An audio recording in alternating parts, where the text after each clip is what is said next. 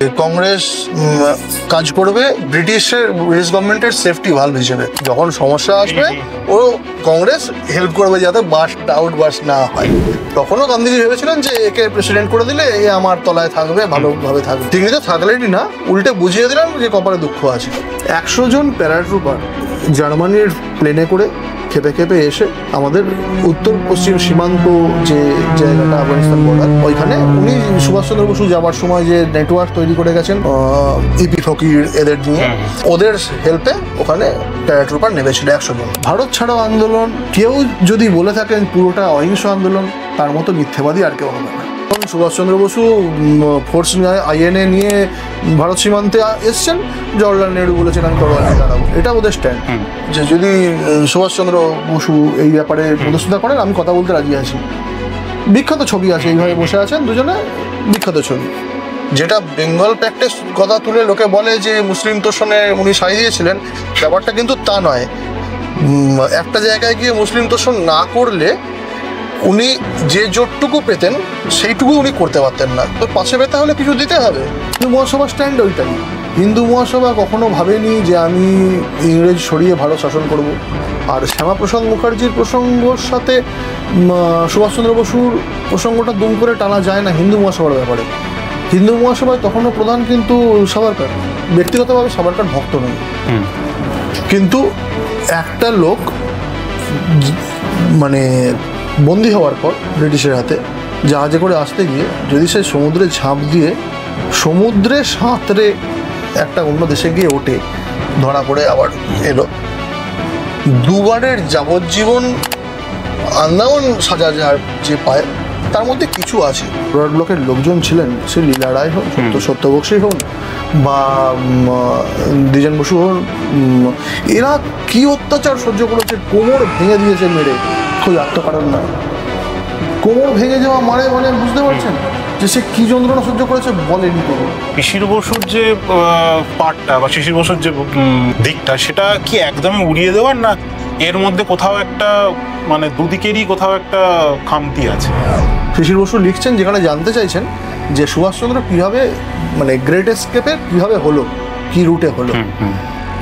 যে নিয়ে গেল সেই জানে না, জানতে চাইছে দেখো কাগজ, বুঝতে হবে চিঠিটায় কী লেখা আছে। আমি উল্লেখ করে বলছি যে চিঠিটায় কী লেখা আছে, যে ট্রেনের টাইম। এইটা একটা জিনিস যেটা মোটামুটি শিশির বসুকে এক ধাক্কায় গঙ্গায় চুবিয়ে দেওয়া যায়। এটা আমার বিশ্বাস। এটা কেউই জানতেন না। এটা যদি জেনে থাকতেন, আমি যদির কথাই বলবো, এক এবং একমাত্র শরৎচন্দ্র বসু জানতেন, আর কেউ জানতেন না।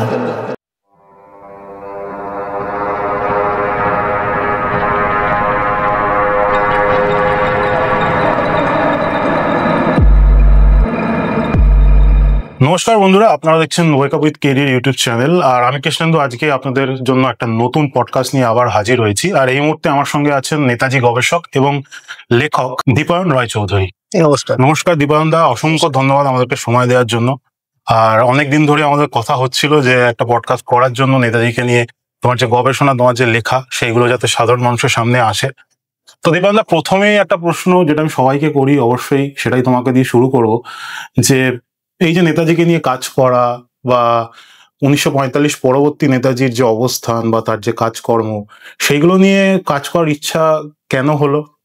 পৃথিবীতে অনেক কিছু আছে, সেটা নিয়ে অবশ্যই বাঙালির একটা নেতাজির প্রতি আলাদা আবেগ আছে, ভালোবাসা আছে, সেই জন্য সবাই নেতাজিকে নিয়ে খুবই আগ্রহ। কিন্তু তোমার মধ্যে কিভাবে এই আগ্রহটা গ্রো করলো এবং কিভাবে তুমি আস্তে আস্তে আস্তে এই কাজগুলো করলে, গবেষণাটা কিভাবে এগোলো, মানে কারা কারা তোমাকে এই বিষয়টা নিয়ে সাহায্য করেছে, এই পুরো গল্পটা, ব্যাকগ্রাউন্ডটা যদি তোমাদের একটু বলো। কেন নেতাজি, এটা তো মানে বাঙালি মাত্রেই যেটা হয় সাধারণত, আমার ক্ষেত্রেও তাই। নেতাজি প্রীতি ব্যাপারটা অনেক ছোটবেলা থেকে। অনেকের যেটা হয় যে প্রথমে গান্ধীজির প্রতি একটা থাকে আবেগ, তার পরবর্তী ক্ষেত্রে ম্যাচিওর হওয়ার পরে নেতাজির দিকে শিফট হয়ে যায়। আমার সেরকম নয়। আর নেতাজির সাথে পরিচিতি প্রথম হচ্ছে আমাদের স্কুলের কাছে একজন পেন খাতা বিক্রি করতেন, তো তখন আমরা স্টিকার কিনতাম আর পোস্ট কার্ড কিনতাম। তো সেখানে একটা নেতাজির ছবি ছিল, তো আমরা 10-15 পয়সায় তখন কিনতাম। আচ্ছা, ওই ছবিটার দাম চেয়েছিল 1 টাকা 25 পয়সা।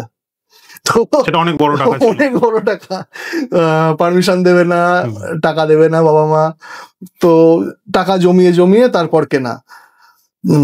ঘোড়ায় চড়া যে ছবিটায় আমরা খুব অভ্যস্ত দেখতে, ঘোড়ায় চড়ে আছেন সামরিক বেশে, তো সেইটা প্রথম প্রেম। আর বাবা আমাকে খুব উদ্বুদ্ধ করেছেন ছোট থেকে, কোথায় কি বই বেরোচ্ছে, নতুন ছবি বেরোচ্ছে, বিশেষত ফরওয়ার্ড ব্লক সেই সময় নেতাজির জন্ম জয়ন্তীতে ক্যালেন্ডার বার করতো, বিশেষ কোনো ম্যাগাজিন বেরোতো, পুরশ্রী কলকাতা মিউনিসিপ্যালিটি থেকে, কর্পোরেশন থেকে বেরোতো, নেতাজি সংখ্যা বেরোলো হয়তো, তো সেইগুলো কালেকশন করে এনে দিত, পড়তাম। তো সেই থেকে প্রথম। পরবর্তী ক্ষেত্রে আমি পুরুলিয়া রামকৃষ্ণ মিশনের ছাত্র। আচ্ছা, তো সেখানে আমাদের যে লাইব্রেরিয়ান ছিলেন এবং আমাদের যিনি হেডমাস্টার মহারাজ ছিলেন সৈকতেশ মহারাজ, স্বামী শিবপ্রদানন্দ, উনি মানে অনেকটা আমাদের নেতাজির দিকে উদ্বুদ্ধ করেছেন। আমরা যেভাবে বড় হয়েছি, আমাদের কাছে আদর্শ যেরকম স্বামী বিবেকানন্দ, স্বামী বিবেকানন্দের উত্তরাধিকার হিসেবে আমরা দুজনকে দেখতাম। একটা হচ্ছে নেতাজি সুভাষচন্দ্র বসু, প্রত্যক্ষ শিষ্য নন কিন্তু ওনার ভাবধারায় অনুপ্রাণিত, এবং যতদিন পর্যন্ত নেতাজি সম্পর্কিত তথ্য পাওয়া যায় উনি নিজেকে স্বামীজির শিষ্য হিসেবেই বলেছেন। আর আরেকজন হচ্ছেন ভগিনী নিবেদিতা। দুজনেই ধর্মীয় দিকে তাদের আগ্রহ থাকুক বা না থাকুক, বিভিন্ন লোক বিভিন্ন রকম বলেন, ভারতবর্ষের স্বাধীনতা সংগ্রামের লড়াই মানে জোরদার লড়াইয়ের দুটো ভাগ, একটা হচ্ছে অগ্নিযুগ অনুশীলন সমিতির শুরুটা, সেইটা নিবেদিতার হাত ধরে, উনি গিয়ে বড়দা থেকে অরবিন্দকে ইন্সপায়ার করে ধরে নিয়ে এসছেন। আর পরবর্তী ক্ষেত্রে অগ্নিযুগের পরবর্তী বাঘাযতীন উত্তর যে সময়টা, সেই সময় টেনে নিয়ে গেছেন নেতাজি। তো এই জিনিসগুলো জানা, বিভিন্ন রকম যে বইগুলো সহজলভ্য নয় সেই সব বইগুলো এনে মানে জোগাড় করে দেয়া, এগুলো মহারাজ করতেন। তো আমরা পড়তাম, রেগে যেতাম বিভিন্ন বিষয়ে, জানার আগ্রহ বাড়তো। তো এইটা মূল ইন্সপিরেশন ছিল নেতাজির প্রতি। আর কেন গবেষণার কারণ হচ্ছে আমি বাংলা এবং ইংরেজিতে পড়েছি, বাকি ভাষায় পড়িনি কিছু। বাংলা এবং ইংরেজিতে যেটা সমস্যা আমি দেখেছি বিভিন্ন রকম বই পড়ে, সেটা দেশীয় লেখক এবং বিদেশি লেখক প্রত্যেকে একটা ধারণা নিয়ে নিয়েছেন প্রথমে, সেই ধারণাটা নিয়ে এগিয়েছেন। আমাদের যারা নেতাজিকে মানে চোখ বুঝে ছোট থেকে বলে এসেছি নেতাজি বেঁচে আছেন, মানে এটা যারা বলে এসেছি, তাদের কাছে আদর্শ ছিলেন ডক্টর জয়ন্ত চৌধুরী। ওনার লেখা পড়েই আমরা জানতাম, বরুণ সেনগুপ্ত। তো এনাদের দেখে এনাদের শুনে বড় হয়েছি। তো এনারা যে পথে হেঁটেছেন, পরবর্তী ক্ষেত্রে সেখানে অল ইন্ডিয়া লেভেলে যখন মুখার্জি কমিশন চলছে, মিশন নেতাজি এসছে, ডক্টর মধুসূদন পাল এসছেন, কেশব ভট্টাচার্য এসছেন, তো এখনো যেরকম সৈকত নিয়োগী এসছেন, তো এনারা এসছেন, অনুজধরেরা রয়েছেন। তো এনাদের সম্মিলিত কাজকর্ম সমস্ত কিছু দেখেছি, দেখে আমার নিজস্ব মনে হয়েছে যে কিছু মিসিং লিঙ্ক আছে, কিছু জিনিস খাপ খায় না, কিছু জিনিস যেন ওনারা অজান্তে হয়তো ওভারলুক করে গেছেন, এটা হয়তো ওনাদের ইচ্ছাকৃত নয় কিন্তু হয়ে গেছে। কিছু জিনিস যেটা মিথ হয়ে আছে, ওনারা সেটা আমজনতা সেটাকে সত্যি ভেবে নিয়েছে। ওই ইন্টারেস্ট, নিজের ইন্টারেস্টকে জানার মানে এনক্যাশ করার জন্য করতে গিয়ে আমি দেখলাম যে সেগুলো সত্যিই মিথ, তার প্রমাণ রয়েছে। কেউ প্রমাণটাকে অপব্যবহারও করেছেন, আমি সম্পূর্ণ শ্রদ্ধা রেখেই বলছি। সেই জায়গাটা থেকে সোজা কথায় যারা নেতাজি প্রেমী তাদেরকে মুক্ত করার দরকার, এটা দায়িত্ব একটা, যখন জেনেছি সেইখান থেকে নেতাজি গবেষণার কাজ শুরু। আর টুকটাক ফেসবুকে লিখতাম, এইসব নিয়ে লিখতাম। তো একদিন প্রকাশকের তরফ থেকে একটা আমন্ত্রণ আসে, আমি প্রথমেই না করে দিয়েছিলাম, কারণ নেতাজিকে নিয়ে লেখা মানে বিশাল দায়িত্বের কাজ। একদম। সেখানে আমার উদ্দেশ্যই যখন মিথ ভাঙা, সেখানে আমি যদি কোনো মিথ তৈরি করে ফেলি সেটা আর একটা বাজে ব্যাপার। তো প্রকাশক ছাড়লেন না। আমার পরিচিত এক ভদ্রলোক আছেন, প্রীতম চট্টোপাধ্যায়, উনি পাঠক মানুষ, দারুণ লেখেনও। তো তিনি ধরলেন যে করতে হবে, যেভাবে হোক এটা ওটা। তো কাজ শুরু হলো ওইভাবে। তো তারপর এগিয়েছি, বিভিন্ন লোক বিভিন্নভাবে সাহায্য করেছেন। সব থেকে বড় অনুপ্রেরণা ছিল আমার ছেলে। যখন যেটুকু লেখা হয়েছে কাদের উপর উঠে পড়ে পড়তো, এটা কেন ওটা কেন প্রশ্ন করতো। তখন বুঝতে পারতাম কিছু কিছু ক্ষেত্রে এরকম হয়েছে যে লিখে যাচ্ছি, ও পড়ে বলছে যে এটা এরকম কেন। তখন বুঝতে পারলাম যে সত্যি একটা পাঠক হিসেবে তার মনে প্রশ্ন জাগবে, তো আমাকে সেটারও ব্যাখ্যা দিতে হবে। তো আমি সেইভাবে তৈরি করার চেষ্টা করেছি। আচ্ছা দাদা, তুমি যখন বললে যে একটা কথা একটু আগে বললে যে অনেক কিছু পড়েই মনে রাগ তৈরি হতো, সেটা হয়তো তার পিছনে অনেক কারণ আছে। তো সেইখান থেকে একটা প্রশ্ন এই মুহূর্তে করতে ইচ্ছা করছে যে পরাধীন ভারতবর্ষে সুভাষচন্দ্র, কংগ্রেসের চিন্তাভাবনা বা সেই সময় ধরুন হিন্দু মহাসভা বা মুসলিম লীগ, এদের যে চিন্তাভাবনা মানে স্বাধীন ভারতবর্ষকে নিয়ে, তার ভেতরে বেসিক কিছু পার্থক্য তুমি কি কি দেখতে পাও? প্রথম হচ্ছে সুভাষচন্দ্রের ব্যাপারে বলি। সুভাষচন্দ্রর বেড়ে ওঠা, আর মানে আমি প্রথমে বলি যে আমার গবেষণার কাজ কিন্তু সুভাষচন্দ্রের জন্মের আগে থেকে শুরু করেছিলাম, মানে এই বইটার কাজ। এটা ছিল হচ্ছে কংগ্রেস যবে থেকে সিপাহী বিদ্রোহের পর থেকে কিভাবে আমাদের রাজনীতিটা এগিয়েছে, মানে কোম্পানির আমল শেষ, রানীর আমল শুরু, ব্রিটিশ রাজ এলো। তো সেখান থেকে কিভাবে আমাদের এখান থেকে তখন আইসিএস হচ্ছে, সুরেন ব্যানার্জি থেকে সময় থেকে কিভাবে কংগ্রেস এলো, একদম কংগ্রেসের শুরু যেরকম বলেই দিয়েছে যে মানে শুরুটাই যিনি করেছেন তিনি বিদেশি, ব্রিটিশ। তিনি নিজে ডিক্লিয়ার, মানে এটা ডিক্লিয়ার ট্রুথ যে কংগ্রেস কাজ করবে ব্রিটিশ গভর্নমেন্টের সেফটি ভালভ হিসেবে। যখন সমস্যা আসবে ও কংগ্রেস হেল্প করবে যাতে আউট বাস্ট না হয়। তো এটা তো মূল উদ্দেশ্য ছিল কংগ্রেসের। তো এটা তো অনেকেই জানে না, মানে তুমি একদম, মানে আমি, এটা আমার ভাষা নয়, এটা অ্যালান অক্টাভিয়ান হিউমের নিজস্ব ভাষা, যে উনি বলছেন কংগ্রেস ব্রিটিশ গভর্নমেন্টের সেফটি ভালভ। তো যখন থেকে তিনি বুঝতে পেরেছেন যে জাতীয়তাবাদ, সেটা সুরেন্দ্রনাথ বন্দ্যোপাধ্যায়, সুরেন্দ্রনাথ ব্যানার্জি, তো এনাদের মতো কিছু লোক, এনাদের হাত ধরে জাতীয়তাবাদ কংগ্রেসকে চাপ দিচ্ছে, উনি পুরোপুরি আস্তে আস্তে অ্যালুপ হতে শুরু করে দিলেন। হ্যাঁ, পরবর্তী ক্ষেত্রে দেখবেন যখন অ্যানিমেশন যতদিন ছিলেন ঠিক ছিলেন, চিত্তরঞ্জন দাস যেদিন শক্ত হলেন, মানে ভারতবর্ষের স্বাধীনতা, মানে ঔপনিবেশিকতা থেকে বেরিয়ে আসার দাবি, এটা ওটা নিয়ে যখন শক্ত হতে শুরু করলেন, তখন অ্যানিমেশন সরে গেলেন। মানে এটা বোঝা যায় যে জিনিসটা যে কোন দিকে তারা নিয়ে যেতে চেয়েছিলেন। তো ইতিহাস সবসময় বিজয়ীরা লেখে। তো কংগ্রেসের স্ট্যান্ড কিন্তু চিরকাল তাই ছিল। কংগ্রেসের তারপরে গান্ধীজি ঢুকেছেন কংগ্রেসে। একটা সময় যখন অগ্নিযুগ, আমাদের ক্ষুদিরাম বসু বোমা ফাটিয়েছেন, আলিপুর ষড়যন্ত্র মামলা চলছে। তো আলিপুর ষড়যন্ত্র মামলায় উকিল সরকার পক্ষে যিনি ছিলেন, তার মধ্যে একজন ছিলেন নটন, মিস্টার নটন।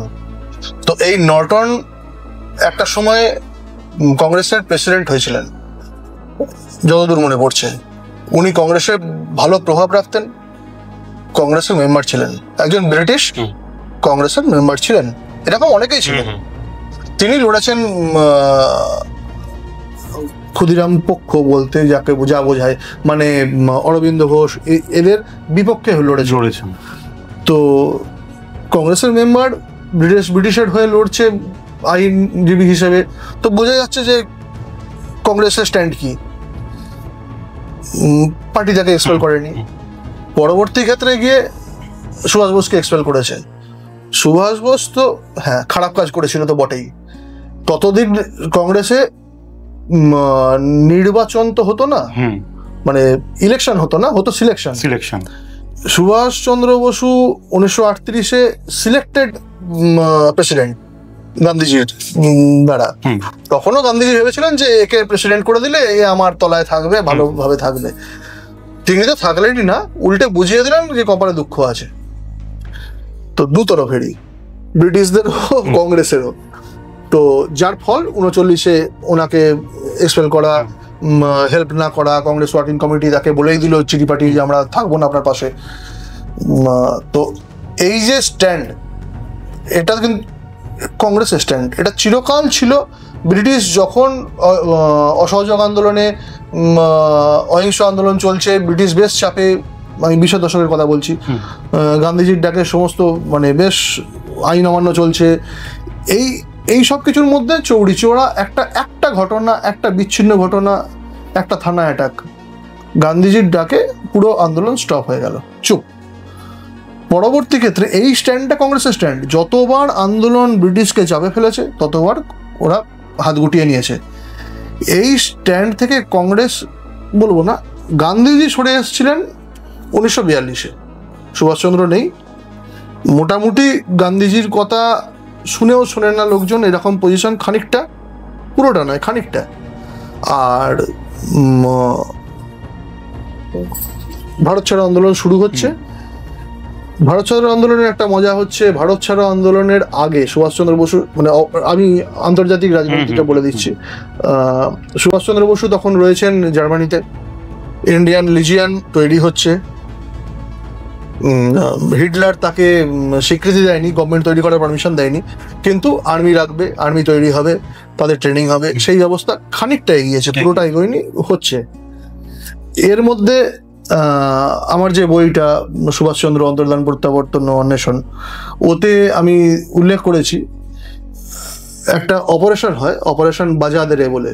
ওকে, এটার উল্লেখ নেতাজি সম্পর্কিত 99% কোনো বইতে আমি পাইনি। একটা নেতাজি সম্পর্কিত বই নয়, ওই সমসাময়িক আলোচনায় নেতাজির প্রসঙ্গ উঠে আসে, সেখানে এক গবেষক বিদেশি তিনি এই অপারেশনটার উল্লেখ করে বলেছেন যে না, 41-এর ডিসেম্বর, 42-এর জানুয়ারি, এই সময় এরকম কোনো অপারেশন হয়নি, কারণ ইন্ডিয়ান লিজিয়ানের সেনারা যদি এই অপারেশন এক্সিকিউট করে থাকে তাহলে এটা মিথ্যে কথা, কারণ ইন্ডিয়ান লিজিয়ান তৈরি হয়েছে 42-এর অগস্টের পরে বা জুন জুলাইয়ের পরে, এরকম সময় একটা উনি উল্লেখ করেছিলেন, কিন্তু ফ্যাক্ট তা নয়। ইন্ডিয়ান লিজিয়ান তার আগে তৈরি হয়ে গেছে, নভেম্বরে আমাদের Indian free India centre, Azad Hind centre তৈরি হয়ে গেছে, অলরেডি ট্রেনিং এর কাজ শুরু হয়ে গেছে। অপারেশন বাজাদেরে হচ্ছে 100 জন প্যারাট্রুপার জার্মানির প্লেনে করে খেপে খেপে এসে আমাদের উত্তর পশ্চিম সীমান্ত যে জায়গাটা, আফগানিস্তান বর্ডার, ওইখানে উনি সুভাষচন্দ্র বসু যাবার সময় যে নেটওয়ার্ক তৈরি করে গেছেন ইপি ফকির এদের নিয়ে, ওদের হেল্পে ওখানে প্যারাট্রুপার নেমেছিল 100 জন। এরা কিন্তু সেনা, কিন্তু আর্মড হিসেবে নামেনি, মানে আর্ম রেভলিউশন করবে বলে নামেনি, এরা নেমেছিল প্রোপাগান্ডা নিয়ে। এদের প্রত্যেকে কিছু কাজ দেয়া হয়, তারা এজেন্ট, তারা ভারতবর্ষে ছড়িয়ে পড়েছিল। কাবুল থেকে জার্মান এম্বাসি রিপোর্ট পাঠাচ্ছে, সেই রিপোর্টের আমি কপি বইতে দিয়েছি, যে কাজে এরা একদল লোক পাঠানো হয়েছিল, যারা এসেছিলেন, তারা সেই কাজে সফল হয়েছেন। কবে রিপোর্ট পাঠাচ্ছেন? যখন ভারত ছাড়ো আন্দোলন বেশ শক্তপোক্ত পজিশনে চলে এসছে। শক্তপোক্ত পজিশনে তো প্রথমে ছিল না। ভারত ছাড়ো আন্দোলন যেদিন ঘোষণা হবে, ধরুন কাল পরদিন সকালবেলা 8টায় মঞ্চ থেকে ঘোষণা হবে, নেতারা ব্রহ্মাতে সবাই উপস্থিত, ভোরবেলা প্রত্যেকে অ্যারেস্ট হচ্ছেন। গান্ধীজি অ্যারেস্ট হয়েছেন, সচিব সহ, স্ত্রী সহ, ছাগল সহ অ্যারেস্ট হয়েছেন। প্রত্যেকে যেখানে যেখানে যেরকম ছিলেন অ্যারেস্ট হয়েছেন। মানে ঘোষণাটা সেভাবে হয়নি, আন্দোলন হবে এটা ইনফরমেশন ছিল, কিন্তু আন্দোলন শুরু হয়ে গেল। ওটা আশ্চর্য ব্যাপারটা এরকম, শুরু হয়ে গেল। ভারত ছাড়ো আন্দোলন কেউ যদি বলে থাকেন পুরোটা অহিংস আন্দোলন, তার মতো মিথ্যেবাদী আর কেউ হবে না। শুরু হলো আন্দোলন, অহিংস চলছিল। 1 সপ্তাহের কি 10 দিনের রিপোর্ট দেখুন, মোর দেন 10খানার, মানে বেশ কিছু, মোর দেন 10 স্টেশন জ্বলে আগুন জ্বালিয়ে দিয়েছে, পুলিশ স্টেশন ভাঙচুর হয়েছে, পোস্ট অফিস ভাঙচুর হয়েছে, টেলিগ্রাফ পোস্ট নষ্ট হয়েছে, মানে নাশকতামূলক কাজ যা যা হয়েছে। এই ছায়াটা পাবেন হচ্ছে চট্টগ্রাম বিদ্রোহে। হ্যাঁ, সেখানেও ওই ভদ্রলোকই মানে ছিলেন পেছনে। রংপুরে তার প্ল্যানিং হয়েছিল। তো মানে যেখানে বলে না যে ধারা, প্রত্যেকের একটা কাজ দেখলে বোঝা যায় এটা এর কাজ, তো ওনার নির্দেশ ওই লোকগুলো প্রপাগান্ডা ছাড়িয়ে কিভাবে করতে হবে কি না, যেখানে যেখানে বলার সেখানে সেখানে ঘাঁটিতে গিয়ে যেটুকু করবার করে দিয়েছিল। সেই রিপোর্টটা কাবুল এম্বাসি থেকে, জার্মানি এম্বাসি থেকে জার্মানিতে পাঠানো হয়েছিল রিপোর্ট, যে ওরা সাকসেসফুল। গান্ধীজি চৌরি চৌরার ঘটনা ঘটার মানে 24 ঘন্টা যায়নি আন্দোলন উইথড্র করেছেন। এখানে কিন্তু আন্দোলন উইথড্র করেননি। ভারতবর্ষে টেম্পোরারি গভর্নমেন্ট ইন এক্সাইল বলতে, অস্থায়ী সরকার বলতে যা বোঝায়, সাতারা থেকে শুরু করে মেদিনীপুর এক গাদা এরকম সরকার তৈরি হয়ে গেছিল। স্ট্রং নয়, কারোর সমর্থন নেই, ঠিক আছে, মানে কেউ ঘোষণা করেছিল অন্তত, সশস্ত্র মানে বিপ্লব চলছিল। গান্ধীজি একবারও বলেনি বন্ধ করে দাও, তো একটু অন্যরকম হয়েছিলেন। কিন্তু কংগ্রেসের স্ট্যান্ড চিরকাল, যখন সুভাষচন্দ্র বসু ফোর্স নিয়ে আইএনএ নিয়ে ভারত সীমান্তে এসছেন, জওয়াহরলাল নেহরু বলেছেন আমি তরোয়াল নিয়ে দাঁড়াবো, এটা ওদের স্ট্যান্ড। মুসলিম লীগ কোনোদিন ব্রিটিশ ভারত ছাড়ো বলেনি। মুসলিম লীগের চিরকাল বক্তব্য ছিল যে আমাদের পাকিস্তান চাই, সেই 14 দফা দাবি সেই হিসেবে চলেছে। মুসলিমদের আলাদা দেশ চাই। মুসলিম লীগ তবুও আপোষ করতো, যে পরবর্তী ক্ষেত্রে মানে সুভাষচন্দ্রের দেশ ছাড়ার আগের ঘটনা, যেটা একটা আপোষের জায়গা তৈরি হয়েছিল হিন্দু মহাসভা, কংগ্রেস, এদের মুসলিম লীগের মধ্যে। নেহেরুকে বলা হয়েছিল, কংগ্রেস চাইছিল নেহেরু গিয়ে ইয়ে করুক, কেউ রাজি হয়নি, মানে জিন্না কোনোভাবেই রাজি হয়নি যে নেহেরুর সাথে কথা বলবো মিডিয়েটার হিসেবে, অথবা শ্যামাপ্রসাদ বা সাভারকারের সাথে কথা বলবো। উনি কিন্তু ওপেনলি বলেছিলেন যে যদি সুভাষচন্দ্র বসু এই ব্যাপারে মধ্যস্থতা করেন আমি কথা বলতে রাজি আছি। বিখ্যাত ছবি আছে, এইভাবে বসে আছেন দুজনে, বিখ্যাত ছবি। ওই সময়টা খুব ইম্পর্টেন্ট, ওই মিটিং। তার পরবর্তী ক্ষেত্রে সুভাষচন্দ্রর যে শেষ জেল যাত্রা, হলওয়েল মনুমেন্ট আন্দোলনের সমসাময়িক, তার কিছুদিন আগে উনি জেলে যাচ্ছেন মাসের প্রথমে, তার আগে 21 তারিখ নাগাদ আগের মাসের উনি দেখা করছেন এই বিষয়ে। কিন্তু সবাই জানে, সাংবাদিক সম্মেলন হচ্ছে, যাচ্ছে লোকজন, যে উনি সাভারকারের সাথে কথা বলতে যাচ্ছেন, সমস্ত ইউনিটির ব্যাপারে একটা কথা হবে। ছবি আছে বিখ্যাত, দুজন পাশাপাশি টেবিলের পেছনে বসে আছেন। এই সময়টা একটা টার্নিং পয়েন্ট, যেটা বলা হয় যে উনি হিন্দু মহাসভাকে দেখতে পাচ্ছেন, এটা প্রোপাগান্ডাই। মানে একটা লাইন আছে,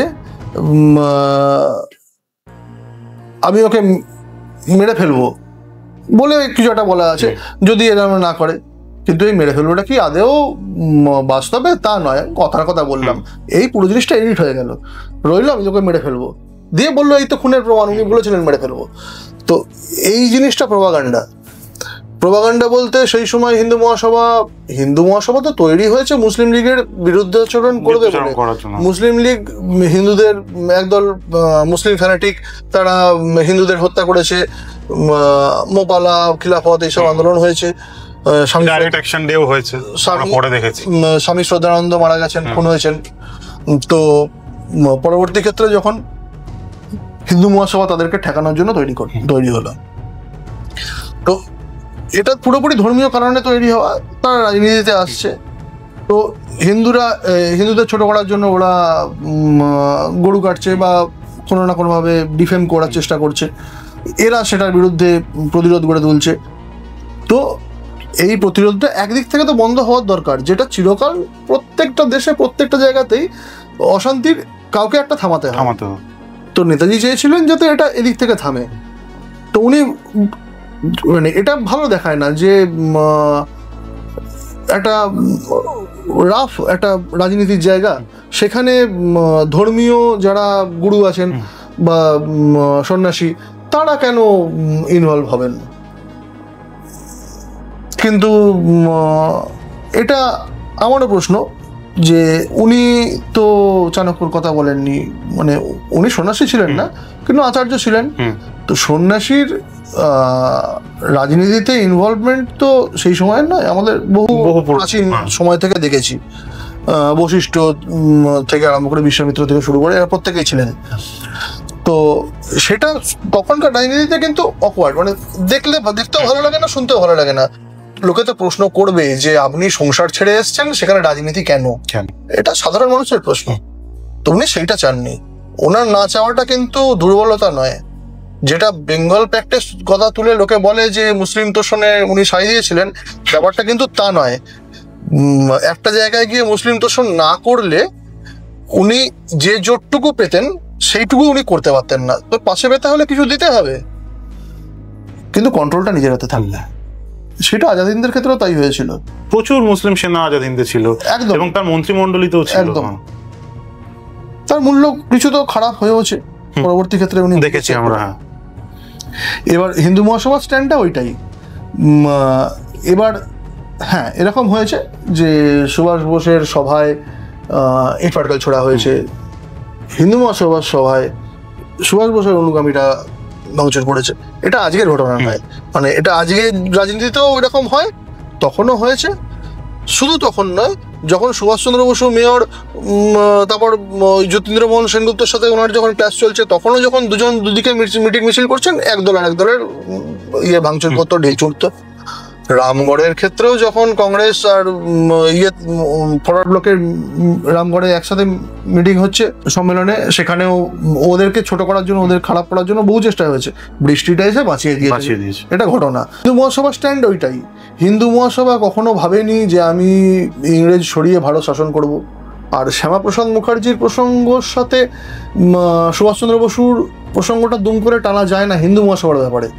হিন্দু মহাসভায় তখনও প্রধান কিন্তু সাভারকার। সাভারকারের বক্তব্য, আমি ব্যক্তিগতভাবে সাভারকার ভক্ত নই, কিন্তু একটা লোক মানে বন্দী হওয়ার পর ব্রিটিশের হাতে জাহাজে করে আসতে গিয়ে যদি সে সমুদ্রে ঝাঁপ দিয়ে সমুদ্রে সাঁতরে একটা অন্য দেশে গিয়ে ওঠে, ধরা পড়ে আবার এলো, দুবারের যাবজ্জীবন আন্দামান সাজা যার যে পায়, তার মধ্যে কিছু আছে। সে মার্সি পিটিশন লিখুক আর যাই লিখুক, সাভারকার যদি মার্সি পিটিশনের দায়ে দোষী হন, সুভাষচন্দ্র বসুও যখন জেলে বা গিদ্দাপাহাড়ে অন্তরীণ, সেই সময় অন্তরীণ থাকার জন্য উনি একটা সরকার থেকে ভাতা পেয়েছেন, ব্রিটিশের থেকে। সেই ভাতাটা কিন্তু গান্ধীজি যে ভাতা পেতেন তার থেকে বেশি। আচ্ছা, হ্যাঁ, গান্ধীজিও ভাতা পেয়েছেন। তো জেলে যারা থাকতো তারা রাজনীতির মানে রাজনৈতিক বন্দীরা একটা ভাতা পেয়ে যেত, সেই টাকাটা পুরোটাই উনি সেবায় লাগাতেন। আমি সেটা বলছি না উনি নিজে খরচা করতেন না কিছু, সেই প্রসঙ্গ তো মানে এই প্রসঙ্গে আপনি নিতেন। তো সাভারকার সেদিক থেকে কিছু তো ভ্যালু রাখে। তো উনি মার্সি পিটিশন দিয়ে আসুন, যাই দিয়ে আসুন, উনি হিন্দুদের হয়ে কথা বলছেন, এটা নিয়েও কিছু বলার নেই। উনি রাজনীতি করছেন, সেটা নিয়েও বলার নেই। কিন্তু উনি একবারও বলেননি আমি ভারত স্বাধীন করব, মানে হিন্দু মহাসভা ভারত স্বাধীন করে ভারত শাসন করবে, কোনোদিন বলেননি। যদি মানে বলে থাকতেন, বা এরকম যদি ওনার কোনো ধান্দা থাকতো, রাসবিহারী বসু জাপান থেকে ওনার সাথে যোগাযোগ রাখতেন না। এটা মানে আমার কথা নয়, এটা প্রমাণিত সত্য, এটা ডকুমেন্টেড। রাসবিহারী বসু ওনাকে জানাচ্ছে, রেগুলার যোগাযোগ রাখতেন ওনার সাথে। উনি একমাত্র ব্যক্তি যিনি ওই 21শে জুনের যে মিটিংটা, সেটার মানে ইম্পর্টেন্স ওইখানেই, যে আমি সুভাষচন্দ্র বসুর বাইরে যাওয়া দরকার। তখনও কিন্তু সাভারকার জাপানের কথা বলেছেন, কিন্তু সুভাষচন্দ্র বসু ততদিনে সেট করে ফেলেছেন যে আমার কি হবে, কোন দিকে যাব। হিন্দু মহাসভা চিরকাল বলছে যে তোমরাও ব্রিটিশের সেনায় যোগ দাও, ব্রিটেনের হয়ে যুদ্ধ করো। কংগ্রেসও বলছে তাই। এদের দুজনের প্রভাকাণ্ড মানে উদ্দেশ্যতে পার্থক্য আছে। সাভারকার ওই যাদের বলছে তাদেরকে এটাও বলছে যে নিজেদের হাতে অস্ত্র রাখা শুরু করো, অস্ত্র রাখা শেখো, যাতে সময় এলে তুমি অস্ত্রটা ঘোরাতে পারো, বলছেন সেখানে। সেই কথাটা কিন্তু কেউ আজকের দিনেও প্রভাকাণ্ডা যখন কোনো মিটিং মিছিলে বলে, কেউ বলে না এটা, এটা তো বলছেন। তো সুভাষচন্দ্রের মনে তো এটা চিরকাল ছিল, যেটা রাসবিহারী বসুরও মনে ছিল, যে আমি বাইরে থেকে আর্মি নিয়ে ঢুকলে এখানকার লোকজন আর্মি রিভল্ট করবে। সেটাই হয়েছিল, সেটাই চেয়েছিল। তো হিন্দু মহাসভার স্ট্র্যাটেজি এটা ছিল। ওরা কোনো রকম ইকোনমিক পলিসি ওদের ছিল না, যে আমরা এরকম ভাবে ভাবছি রাষ্ট্র এইভাবে চালাবো।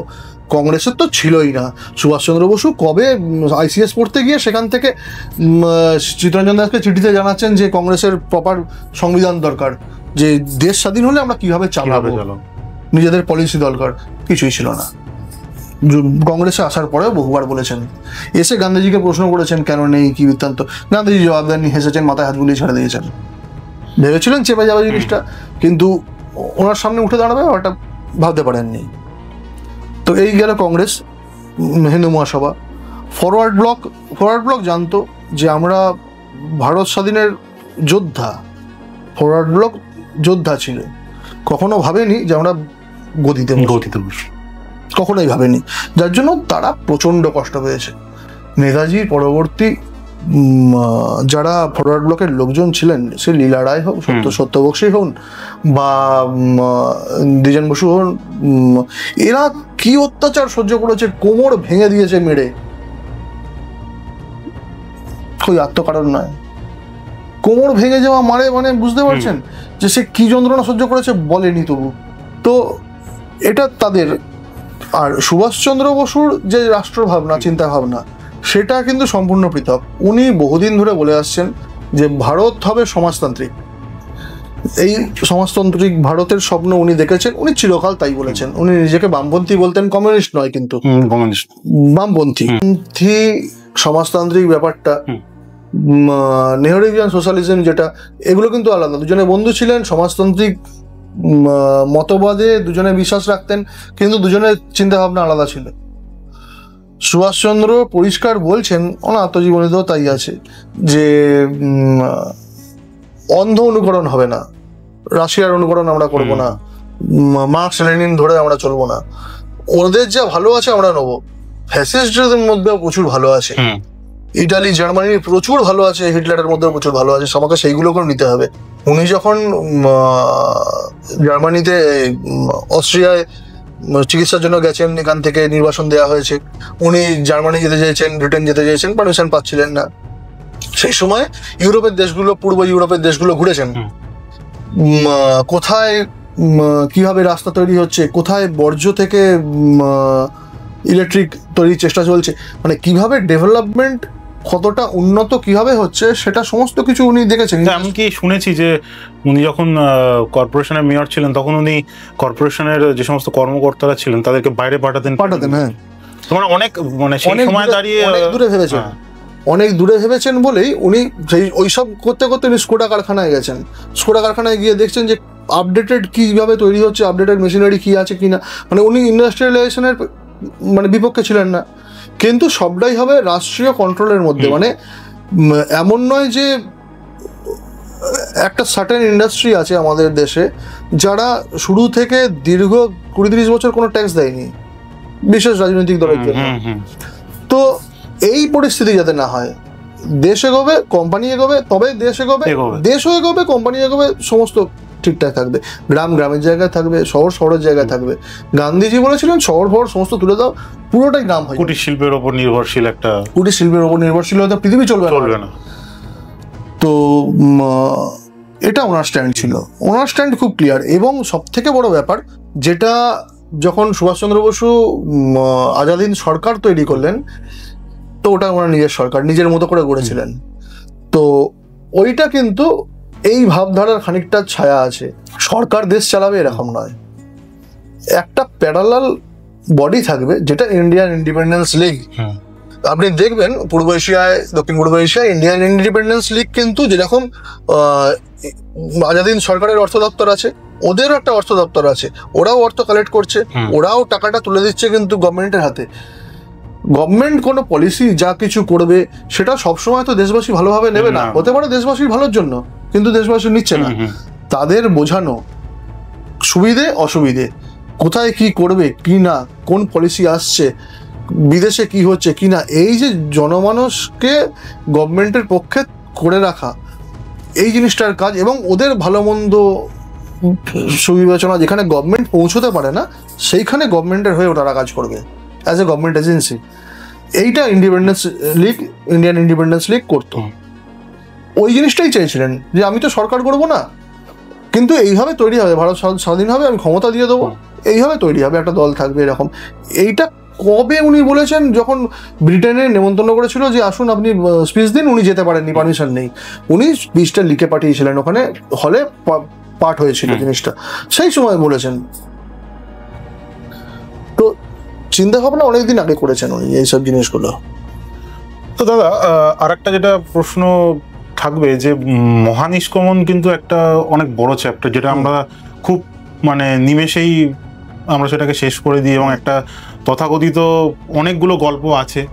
হ্যাঁ, কেউ বলছে যে শিশির বসু, যেটা সবাই বেশি মানুষ প্রচলিত, সেটা নিয়ে বইও আছে মহানিষ্ক্রমণ। আবার আরেক দল রিসার্চার আছে যারা এই তত্ত্বটাকে একদমই মানে মেনে নিচ্ছেন না। হ্যাঁ, তো এইটা কি মানে শিশির বসুর যে পার্টটা বা শিশির বসুর যে দিকটা, সেটা কি একদমই উড়িয়ে দেওয়ার, না এর মধ্যে কোথাও একটা মানে দুদিকেরই কোথাও একটা খামতি আছে? মানে এক্সাক্ট তথ্যটা কি? যারা বলছেন, মানে আমি সবার আগে বলতে হবে শিশির বসু জানলাম কিভাবে আমরা এই মহানিষ্ক্রমণ এইভাবে হয়েছিল, আমরা জানলাম কিভাবে। যারা মানেন না, মানে শিশির বসু ইনভলভ নন, যা বলছেন সব মিথ্যে, উনি মিথ্যেবাদী, খুব বাজে লোক, আমি এইটাই ভার্সন হিসেবে ধরে নিচ্ছি। আচ্ছা, ধরে নিয়ে আমি যুক্তিগুলো দেখবো যে কেন বলছেন এনারা, কি কি কারণ তারা দেখাচ্ছেন। তো এই কারণগুলো দেখতে গিয়ে ওনারা যেগুলো বলছেন, আমি বইটা থেকে উল্লেখ করে বলি। আচ্ছা, ওনারা বলেন যে একজন যে অশোকনাথ বসু প্রথম চয়েস ছিলেন, এটা তো শিশির বসু নিজেও বলেছেন। তো উনি প্রথম চয়েস ছিলেন, সদ্য বিয়ে হয়েছে, বিয়াপতি দেবী বলেছেন যে সদ্য বিয়ে হয়েছে, ওকে না পাঠিয়ে শিশিরকে দাও, তো সেজন্য দিয়েছেন। তো সেইটা খুব জোরালো যুক্তি নয় যে ওই কারণে শিশির বসু নিজের নাম ঢুকিয়েছে, এটা যুক্তি হতে পারে না। যুক্তিটাকে তো মেনে নিতে হবে যে আমি কেন নাকচ করবো একটা লোককে। আচ্ছা, আর একটা হচ্ছে একটা চিঠি পাওয়া যায় যেটা ইন্দিরা গান্ধীকে বহুদিন পরে লিখছেন, 68-এ সম্ভবত শিশির বসু লিখছেন, যেখানে জানতে চাইছেন যে সুভাষচন্দ্র কিভাবে মানে গ্রেট এস্কেপে কিভাবে হলো, কি রুটে হলো। যে নিয়ে গেল সেই জানে না, জানতে চাইছে দেখো কাগজ, বুঝতে হবে চিঠিটায় কি লেখা আছে। আমি উল্লেখ করে বলছি যে চিঠিটায় কি লেখা আছে, আমি বলে দেবো, লোকে বলবে যে আপনি বানিয়ে বলছেন। আমি উল্লেখ করে দিলে তো বলতে পারবেন না, চিঠিতে এটা লেখা আছে। বলছেন, for quite some time now we have been trying to collect and verify facts regarding Netaji's secret journey from Calcutta to Europe in 1941। আমরা কালেক্ট করতে চাইছি এবং ভেরিফাই করতে চাইছি। আমি যদি গাড়ি চালিয়ে গেছেন ভদ্রলোক, নিয়ে গেছেন মারাডি অব্দি দিয়ে গোমো তো ট্রেনে তুলে দেয়া, তারপরে তো আর উনি জানেন না কি হয়েছে। ভগতরাম এসে বলেছে আমি মানে এই যে গোমো থেকে পেশোয়ার কেউ জানে না কি হয়েছে, কিভাবে গেছে কেউ জানে না। ওই মানে যেহেতু কালকা মেলে তুলে দেওয়া হয়েছে, ধরে নেওয়া হলো যে কালকা মেলে গেছে, পেশোয়ার অব্দি গেছে, পেশোয়ার থেকে দিল্লি থেকে গেছে, দিল্লি থেকে পেশোয়ার ফ্রন্টিয়ার মেল ধরেছে। পেশোয়ারে গিয়ে ওই হোটেল থেকে বাড়িতে গিয়ে প্রথম দেখা হচ্ছে ভগতরামের। তখন থেকে ভগতরামের মুখ থেকে জানা যাচ্ছে যে তারপরে ভগতরামের মুখে জানা গেল কাপুর এসে বললো যে আমি অমুক দিন জার্মানির উদ্দেশ্যে উনি বেরিয়ে গেছেন। এইটুকু নোন ফ্যাক্ট একজন বলেছে, তার সাপোর্টিভ আর কোনো ডকুমেন্ট নেই, পাশাপাশি কিছু নেই। তো সেখানে একটা লোক জানতে চাইতেই পারে যে আমি তো ভেরিফাই করতে চাইছি, জানতে চাইছি যে ইউরোপ অব্দি কিভাবে গেল। ধরে নিলাম যে ভগতরাম ঠিক বলছে, সেটাই প্রমাণিত, কাগজও ধরলাম যে দেখিয়েছে কিছু, কিন্তু ওই যে ওখান থেকে বাড়ি থেকে জার্মানি এম্বাসি থেকে বেরিয়ে গেলেন, গিয়ে ওখান থেকে কিভাবে রাশিয়া থেকে জার্মানি, এটা তো কিছু ইউরোপ কেউ জানে না। তো সেইটা জানতে চাইছেন, এটা তো মানে ক্ষতি কিছু না, প্রাইম মিনিস্টারের কাছে জানতে চাইবেন। এটার জন্য আমি তার কাছে সিক্রেট ফাইল আছে, আর কে মানে আমি একজনকে দাগিয়ে দেবো, অ্যাক্সেসটা কে দেবে? হ্যাঁ, এটার বেসিসে বলা যায় না। এটা উনি কিন্তু কোথাও মিথ্যাচার করেননি বা কিছু। আচ্ছা, আর একটা কারণ বলে যে অন্তর্ধান হচ্ছে 41-এ, আর প্রথম বছর বাদে উনি কেন। হ্যাঁ, আমি এটা অন স্ক্রিন মানে বিভিন্ন টিভি কাগজ ম্যাগাজিনে পেয়েছি।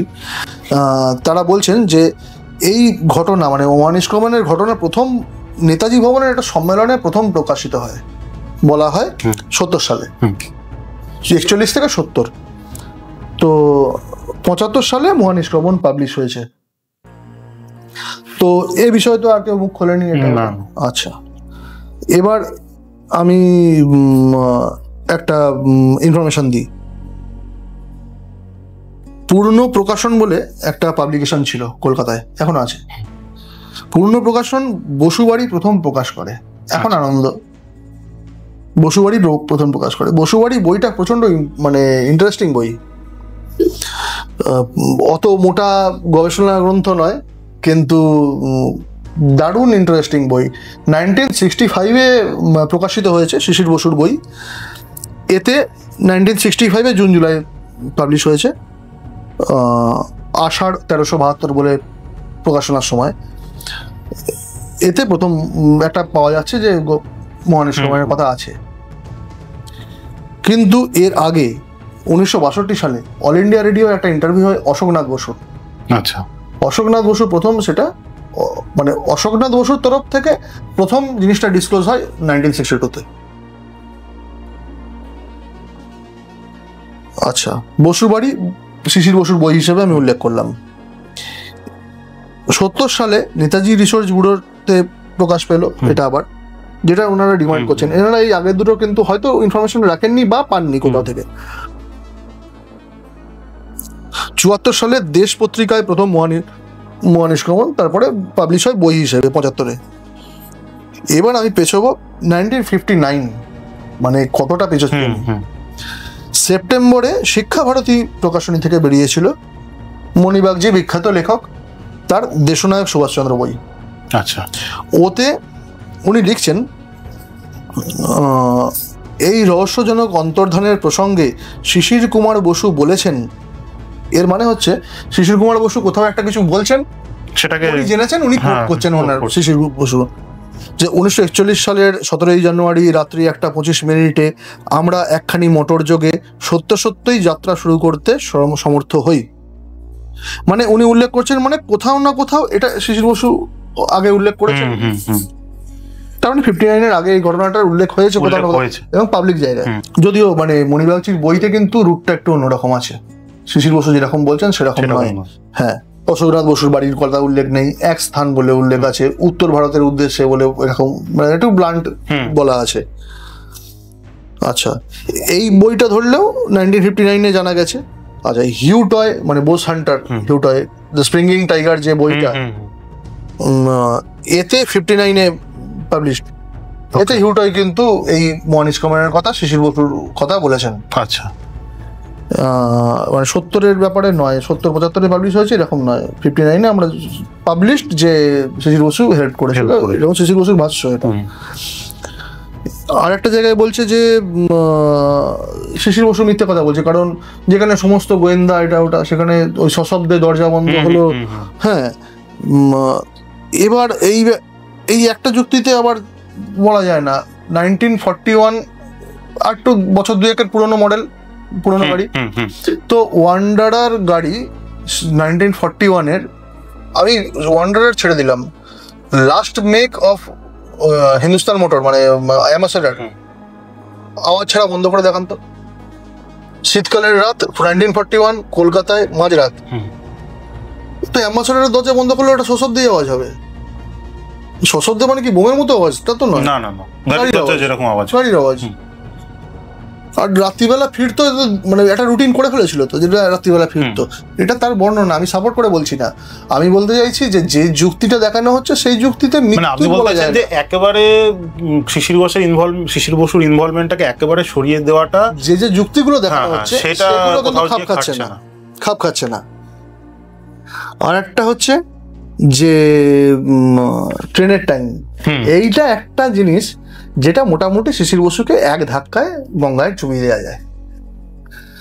ট্রেনের টাইম টেবিল যা বলছে যে কালকা মেল তখন নাম তো ছিল না, তখন হাওড়া দিল্লি 1 নম্বর দিল্লি মেল এরকম নাম ছিল। পেশোয়ার যাওয়ার ডাইরেক্ট ট্রেন নেই।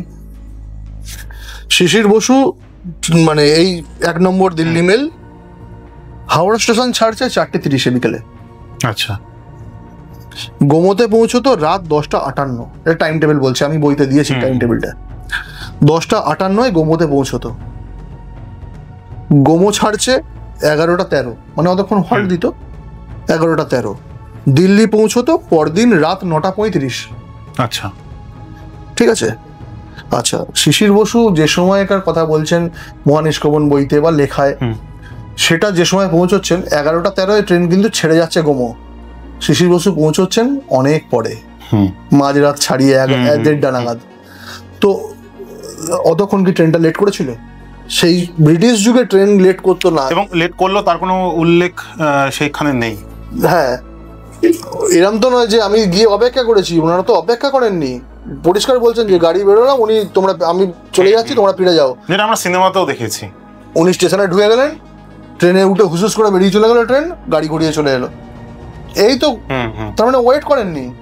তো এই জায়গায় একটা উনি জানেন যে 1-1:30টার সময় ট্রেন, 1:20-তে ঢুকেছেন, ট্রেন এলে বেরিয়ে চলে গেল, এটা তো ঘটনা হওয়ার কথা। তো ট্রেন তো আসার কথা 11টার, উনি জানতেন আগে থেকে নাকি যে দেরি করে আসবে ট্রেন 2 ঘন্টা? এরকম তো নয়। না না, তার মানে উনি ট্রেনের টাইমটা জানতেন না, যে টাইমটা উনি ফলো করেছেন সেটা অনেক পরে, যবে থেকে উনি স্টোরিটা সামনে এসছে। তবে মজার ব্যাপার হচ্ছে এই স্টোরিটা তখন সামনে এসছে যখন শরৎ বসু নেই। হ্যাঁ, এটাও তো একটা কারণ হিসাবে সবাই বলে, লোকে বলে, এটা আমি বিভিন্ন গবেষকও বলেন যে এই জিনিসগুলো জানতেন, পুরো রুটটা একদম কলকাতা টু জার্মানি, এই রুটটা বা রাশিয়া হোয়াট এভার, এই রুটটা জানতেন পুরোপুরি আকবর শাহ আর আমাদের সত্যবক্সী, কেউ কেউ লীলারের নামও বলেন। এটা আমার বিশ্বাস এটা কেউই জানতেন না। এটা যদি জেনে থাকতেন, আমি যদির কথাই বলবো, এক এবং একমাত্র শরৎচন্দ্র বসু জানতেন, আর কেউ জানতেন না। এর কারণটাও আমি বলছি। এবার একটা ব্যাপার আছে, আমি ধরে নিলাম উনি কালকা মেলে ওই 1:30টাতেই গেলেন, গিয়ে পৌঁছলেন, ভগতরাম বলছে, পরবর্তী ক্ষেত্রে শিশির বসুও বলছেন, ওখান থেকে ফ্রন্টিয়ার মেল দিল্লি থেকে ধরছেন, পেশোয়ার যাচ্ছেন। পরদিন মানে আজকে ট্রেনে চাপছেন রাত 1:30টায়, পরদিন বিকেল 9:35-এ দিল্লিতে ঢুকছে ট্রেন। তো আমি ধরে নিলাম রাইট টাইম ট্রেন ঢুকলো 9:35-এ, ফ্রন্টিয়ার মেল ধরবে, নামবে হয়তো 10টার সময় ট্রেন, কিন্তু ফ্রন্টিয়ার মেলের সময় কটায়? ফ্রন্টিয়ার মেলের টাইম হচ্ছে দিল্লিতে আরো 15 মিনিট আগে। আচ্ছা, মানে 9:35-এ দিল্লিতে পৌঁছানোর কথা, আরো 15 মিনিট মানে 9:20। 9:20-তে দিল্লি ছেড়ে যাওয়ার কথা ফ্রন্টিয়ার মেলের। আচ্ছা, কানেক্টিংটা হলো কোথায়? 9:20-তে পৌঁছে 9:35-এ ট্রেন ধরা যায়, সেই এক্সপেকটেশন নিয়ে বেরোনো যায়। 9:35-এ ট্রেন ধরে পৌঁছবো, ধরে নিয়ে 9:20 ট্রেন ধরবো, ভাবা যায় না তো। তো সেই জিনিসটা তো এই অসঙ্গতিগুলো খুবই, টাইম টেবিলটা যথেষ্ট ওনার বলার জন্য। আর একটাও জিনিস অনেকে বলে যে সেই সময় দ্বিতীয় বিশ্বযুদ্ধ চলছে এবং নেতাজি সুভাষচন্দ্র বসুর বাড়ির সামনে অত্যন্ত প্রহরীর মতো সবাই বসে আছে, তো সেই জায়গায় উইদাউট চেকিং নেতাজির গাড়িটা বেরিয়ে গেল, এইটা একটা যেন সবার কাছে। চেকিংটা হতো না, একটা জিনিস বুঝতে হবে, গৃহবন্দী অবস্থা তো, দীর্ঘদিন বেরোয়নি, অলরেডি ডিক্লেয়ার্ড যে সন্ন্যাস নিয়েছে, একবেলা খায়। না, আমি একটা জাস্ট ইন্টারাপ্ট করছি একটু। আর একটাও বলা হয় যে এই যে যারা ছিল সেই সময় দায়িত্বে, তাদের মধ্যেও সুভাষচন্দ্র বসুর একটা কানেকশন কোথাও ছিল। সুভাষচন্দ্র বসু এমন একটা লোক, ও স্পেশাল মানে যেটাকে সিআইডি আমরা বলি, সিআইডিতে তার লোক ছিল, লালবাজারের লোক ছিল, মানে প্রত্যেকটা জিনিস উনি আগে জানতেন যে আমাকে গ্রেপ্তার করা হবে, এর উল্লেখ আগেও আছে, উনি জানতেন ওনাকে গ্রেপ্তার করা হবে। উনি তখন বোধহয় ওনার কেউ আত্মীয় মারা গেছেন, মানে অসৌচ চলছে, আর আমাদের এখনকার দিনের মতো সময় নয় তো, তখন ওই রকম আত্মীয় মারা গেছে, অসৌচ মানে উনিও তখনও মানে ডাইরেক্ট না হলেও খালিফা কাছানে, মানে উত্তরীয় গায়ে, খালি গায়ে। তো উনি কর্পোরেশনে এসছেন, তো বাড়ি ফিরবেন, বাড়ি ফিরেও গেছেন হয়তো, গাড়ি ঢুকে গেছে, বলেছে পরের দিন মিছিল বেরোবে, সুভাষচন্দ্র বসু মিছিলের নেতৃত্ব দেবেন, বাড়ি ঘেরাও করে রেখেছে, বাড়ি থেকেই বেরোতে দেবো না, তো নেতৃত্ব কি দেবে? ও বাড়ি যায়নি, গাড়িটাকে ফেরত পাঠিয়ে দিয়েছে, ও খবরটা আগে ছিল, ও বাড়ি যায়নি, ও সারা রাত মিউনিসিপ্যালিটিতে কর্পোরেশনের মধ্যে বসে আছে। ও মানে কোন লেভেলের তার মানে ইন্টেলিজেন্সটা, নেটওয়ার্কটা ছিল। এগুলো কথা বলার মানে হচ্ছে যে যারা বলছেন ছিল না বলে যে যুক্তিগুলো দিচ্ছেন, তাদের আর এক দল বলছে যে ভুলভাল লোক, ভুলভাল কথা বলছে এই লোকটা। তো ভুলভাল কথাটা একজনের দিকে আঙুল তুলছে, স্যার মনে হচ্ছে না যে ক্যাট ভুলভাল বলছে? তারা যে যুক্তিগুলো দিচ্ছেন সেই যুক্তিগুলো অত্যন্ত খেলো, এই যুক্তিতে একজনকে মিথ্যাবাদী বলা যায় না। যেটা বলা যায় এই টাইম টেবিলটার কথা কেউ বলেন না। এই টাইম টেবিলটা অভিরূপ সরকার বা এরকম ভদ্রলোকের নাম, উনি প্রথম নিয়ে আসেন আচ্ছা সবার সামনে, কোনো কারণে উনি ব্যাপারটাকে পুরোপুরি চেপে গেছেন বা চেপে দেওয়া হয়েছে কোনো না কোনোভাবে। কেউ ফেসবুকে লিখে থাকেন এই ব্যাপারটা নিয়ে, আমার মনে হয়েছে সবাইকে জানানোর দরকার। টাইম টেবিলটাই তো ম্যাচ করছে না, মানে এটা কোনোভাবেই ম্যাচ করছে না। এছাড়াও এই যে অন্তর্ধানের শিশির বসু নিয়ে যায়নি, তাহলে কোনো না কোনোভাবে তো গেছেন। এই ব্যাপারে যে জিনিসগুলো মানে থিওরিগুলো আছে, এক গাদা থিওরি, একজন মানে সবাই মিলে বলছে, দুটো তিনটে নয়, প্রায় 8-9টা। একদল বলছে শিশির বসু নিয়ে গেছেন, সেটা তো নয়। এটা তো বোঝা গেল যে একটা মানে এই টাইম টেবিলটা প্রমাণ করতে যথেষ্ট যে ওই ট্রেনের টাইম জানতেন না শিশির বসু, জানলে এই এত বড় ভুলটা করতেন না। পরবর্তী ক্ষেত্রে একটা গল্প রবীন্দ্রনাথের বদনাম বলে একটা গল্প কমনলি আসে, যে ওই আফগানিস্তানের পথে যাচ্ছে, এই স্টোরিটা নইলে উনি রবীন্দ্রনাথ বলতেন না। তো রবীন্দ্রনাথের সাথে দেখা করে গেছেন, তার আশীর্বাদ নিয়ে গেছেন। কথাটা ভগবানজি বলেছিলেন কিন্তু, যে শেষ পাথেও ওনার থেকে নেওয়া। এর মধ্যে একটা ব্যাপার আছে, শেষ পাথেও নেওয়া, পাথেও মানে হচ্ছে রাহা খরচ, আশীর্বাদ নিতে যাওয়া না, তা না, টাকা পয়সা নিতে যাওয়া। শেষ পাথেও যে শেষ মুহূর্তেই নিতে হবে এরকম কোনো ব্যাপার নেই, এইটা একটা ব্যাপার আছে। আর মনে হয় না এটা একটা রিস্ক, যে আমি কলকাতা থেকে বেরোবো, যেখানে রিস্ক তো আছেই, আমি এখান থেকে বেরোবো গাড়ি করে শান্তিনিকেতন যাবো, সেখানে স্টে করবো। শান্তিনিকেতন এমন একটা জায়গা, সেখানেও কিন্তু ব্রিটিশরা রীতিমতো ইয়ে রাখতো, এবং নেতাজির সঙ্গে তো রবীন্দ্রনাথ ঠাকুরের প্রথম থেকে একটা বেশ ভালোই সম্পর্ক ছিল। তো সেখানে নজরদারি রাখে। তো আমি রাত্রিবেলা সেখানে একটা গাড়ি ঢুকবে, সেটা কেউ নজর করবে না, আবার ওখান থেকে রাত্রিবেলা সে বেরিয়েও আসবে। তো রাত্রিবেলা গিয়ে বেরিয়ে আসছে মানে তো কিছু সামথিং ফিশি, তো ব্রিটিশরা খোঁজ খবর নেবে সে ব্যাপারে। সেখান থেকে বেরিয়ে এসে তারপরে ট্রেন ধরে কোথাও থেকে যাবো, তো এটা ঠিক বিশ্বাসযোগ্য হয় না, এটা লজিক্যাল। আমি মানে এর প্রমাণে যাচ্ছি না, কারণ যারা বলেন তারাও প্রমাণ দেন না, এই গল্পটা ছাড়া কোনো প্রমাণ নেই। এই গল্পটার ব্যাপারে বলছি, এই গল্পটা পাবলিশ হয়েছে ওনার মারা যাওয়ার আগে, শেষ গল্প এটা। 30শে মার্চ ভগতরাম কলকাতায় এসছেন, এসে শরৎ বসুকে জানিয়েছেন যে ওরা নেতাজি চলে গেছেন, সুভাষচন্দ্র বসু বার্লিন চলে গেছেন। তো এই যে খবরটা দিয়েছেন, এর পরে মার্চ এপ্রিলে যে রবীন্দ্রনাথ সবসময় খোঁজ চাইতেন এটা ওটা, যবে চলে গেছে তবে গান্ধীজি টেলিগ্রাম করেছেন, রবীন্দ্রনাথ টেলিগ্রাম করেছেন, তো রবীন্দ্রনাথকে জানানো উচিত। তো ওনারা স্বামী স্ত্রী দুজনেই গেছেন শান্তিনিকেতন, আমি সেটা চেক করেছি যে হ্যাঁ গেছেন, সেই প্রমাণ আছে। তো সেই সময় গিয়ে ওনারা জানাবেন তো অবশ্যই। তো তারপরে লেখা গল্পটা, তারপরেই পাবলিশ। তো জেনে উনি সেই অনুসারে গল্পটা লিখেছেন, তো অসুবিধা নেই, হিন্ট দিয়েছেন, ততদিনে তো বেরিয়ে গেছে, অসুবিধা নেই। তো আগে থাকতে জানতেন এটা সুভাষচন্দ্র বসু ওই মানে ডান হাত কি করবে বাঁ হাত জানবে না, এরকম থিওরিতে বিশ্বাসী। একজনকে সবটা বলে দেওয়া মানে তো পুরো প্রজেক্টটা রিস্কে ফেলে দেওয়া, ওটা উনি অত বোকামো করবেন না। শ্রদ্ধা থাকতে পারে, শ্রদ্ধার জায়গায় প্র্যাকটিক্যালিটি একটা ব্যাপার আছে। রবীন্দ্রনাথ কিন্তু শেষ পাথেও দেওয়ার জন্য এসেছিলেন। যখন হলওয়েল মনুমেন্ট আন্দোলন চলছে, শুরু হবে, হাওয়া গরম, সেই সময়ে রবীন্দ্রনাথ এলেন সুভাষচন্দ্রের সাথে দেখা করতে। মিডিয়ায় একটা সেই সময় হাওয়া ছিল যে সুভাষচন্দ্রের ওপর উনি রেগে গেছেন, একটা কিছু খারাপ মন্তব্য করেছেন, এটা ওটা। তো উনি বেরিয়ে বলেছিলেন যে না, এরকম কোনো ব্যাপার নেই, আমার আশীর্বাদ ওর সাথে সবসময় আছে। তো উনিও একটা ইঙ্গিত দিয়ে গেছেন। ইউএসএ গভর্নমেন্টের একটা রিপোর্ট, হ্যাঁ, স্ট্র্যাটেজিক না, অফিস অফ স্ট্র্যাটেজিক সার্ভিসেস, তখন সিআইএ ছিল না, এরা কাজ করতো বেঙ্গলে, ইন্ডিয়াতে। তো এটা থার্ড থিওরি, ওরা যেটা বলেছে সেটা আবার মারাত্মক।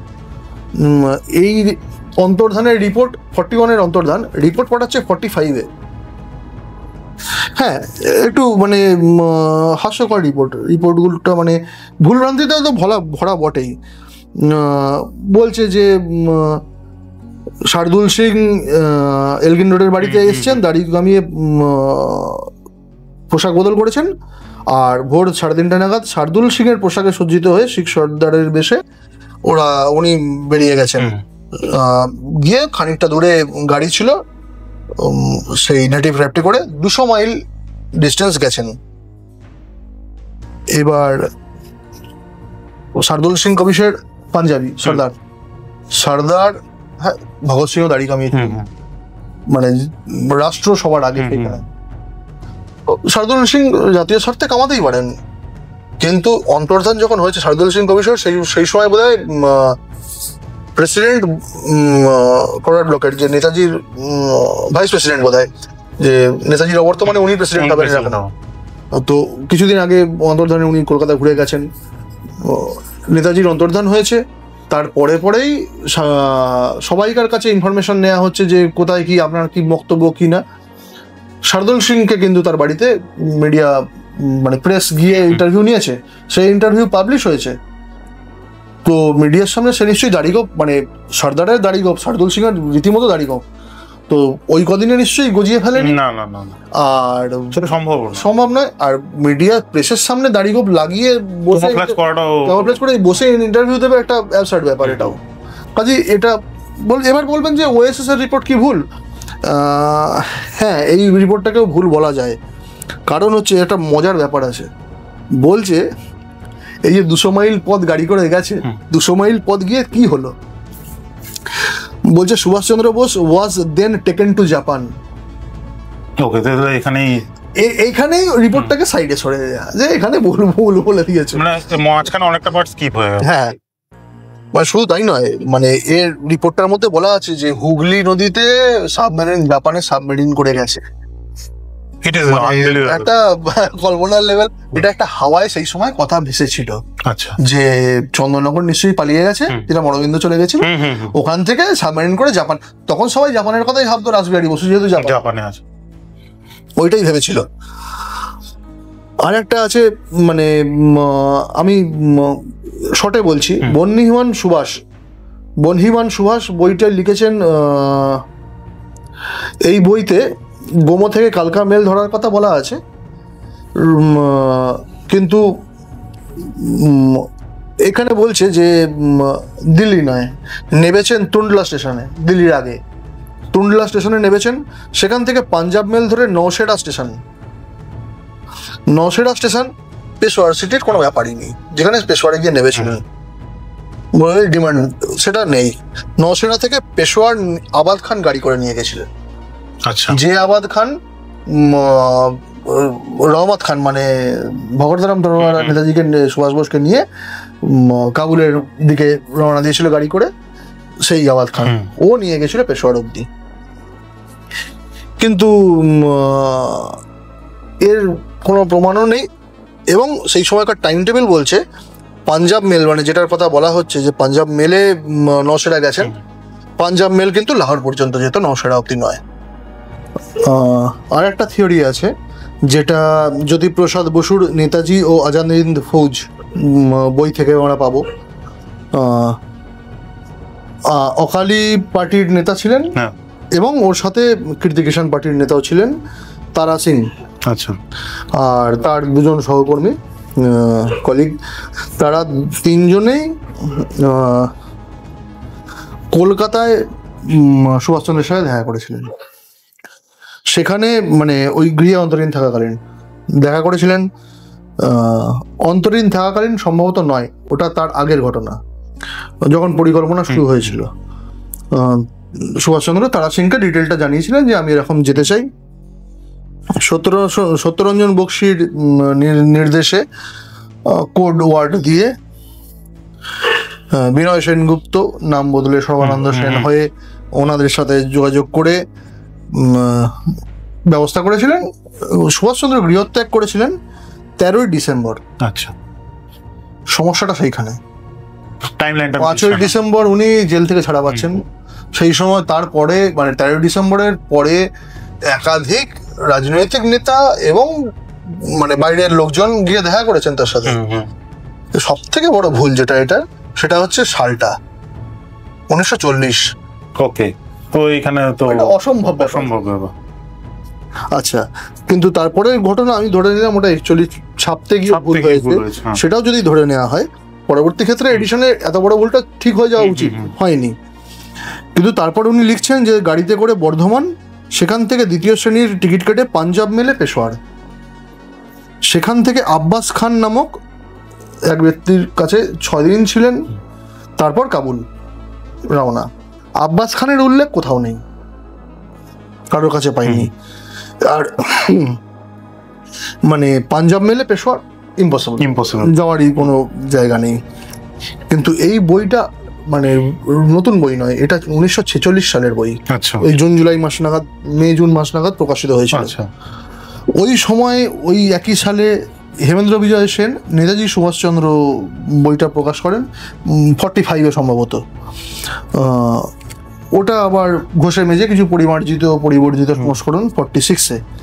তারা সিংয়ের ভাষ্যটাকে নিচ্ছেন, কারণ হচ্ছে তারা সিং একটা ম্যাগাজিন চালাতেন শান্ত সিপাহী, সেইখানে এই ইনফরমেশনটা দিয়ে উনি লিখেছিলেন, ওইখান থেকে ওনারা রেফারেন্স হিসেবে নিয়ে এটা লিখেছেন। তো তারা সিং এর তথ্য যদি ভুল হয়, তারা সিংও ভ্রম সংশোধন করে একটা কিছু রিপোর্ট করতেন, তো এনারাও সেটা কোনো রকম সেরকম ঘটনা ঘটেনি, তো এটাকে ডিবাঙ্ক করে দেওয়া যায়, ছেড়ে দেওয়া যায় যে এটাকে মানা যায় না। কিন্তু এই তথ্য যে টেনে সুভাষ ঘরে নাই, যেটা বিখ্যাত গ্রন্থ শ্যামল বসুর, এই তিনজনের মটলেনে এসে থাকার কথা কিন্তু উল্লেখ করেছেন। বিনয়ের সাথে বৈঠক, পরবর্তী ক্ষেত্রে কি হবে কি না, এইভাবে একজন মানে গিয়ে দেখা করে ওখানে কাবুল অব্দি গিয়ে দেখে এসছে যে কীভাবে যাওয়া হবে কি না, সব ঠিক আছে। কিন্তু শ্যামল বসুর বইতেও কিন্তু শিশির বসুর মানে গাড়ি করে নিয়ে যাওয়াটা রয়ে গেছে। তো যেহেতু আমরা শিশির বসুটাকে মানে অন্তর্ধানের ইয়ে থেকে বাদিয়ে দিচ্ছি, তো এটাকেও মানা যাচ্ছে না। দেশগৌরব বলে একটা পত্রিকা ছিল, এটার কথা ডক্টর জয়ন্ত চৌধুরীও বলেন। অরুণ ঘোষ লিখেছেন 12ই জানুয়ারি ডক্টর জিয়াউদ্দিন সুভাষচন্দ্রের সাথে সাক্ষাৎ করেন, ব্যক্তি সাজবদল হয়ে যায়। ওই জিয়াউদ্দিন পদ্মপুকুর রোডে তিনকড়ি মিত্রের বাড়িতে ছিলেন, তারপরে আর খোঁজ নেই। 16ই জানুয়ারি 10টা নাগাদ সেখানে রতনপুরের নবাব স্যার কাজী গোলাম মাইনুদ্দিন ফারুকি এলেন, তার সঙ্গে ডেপুটি কমিশনার আর ভবানীপুর থানার দারোগা রসিকলাল বসু, রসিকচরণ বসু, এদের ইয়েতে নবাবের বেগমের সাজে উনি বেরিয়ে যান।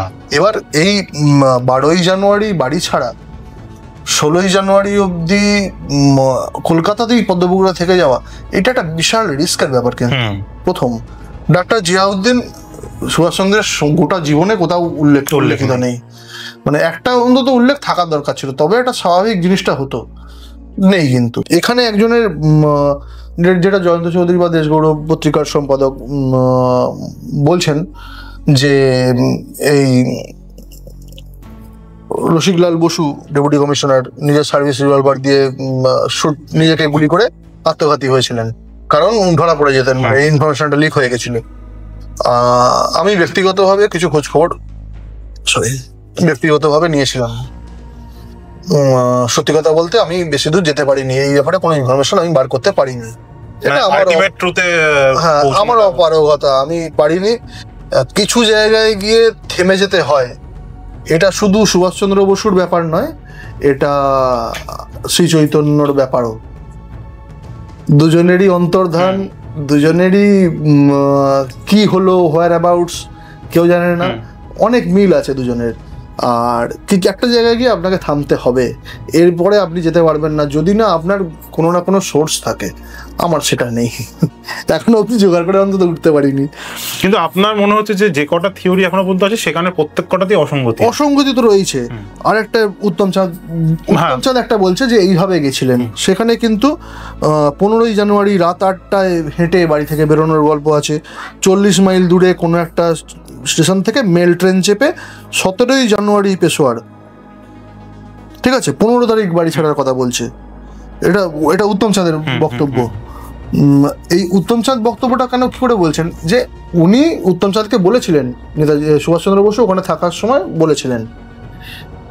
আচ্ছা, কোনো স্টেশনের নাম নেই, 40 মাইল দূরে এরকম স্টেশন থেকে লাহোর বা রাওয়ালপিন্ডিগামী কোনো ট্রেন কিন্তু দাঁড়াতো না সেই সময়। আচ্ছা, কাজেই উনি কোথাও ভুল করেছেন বা কিছু, এটা পসিবল। উত্তম চাঁদের বই 1946-এ বেরিয়েছে,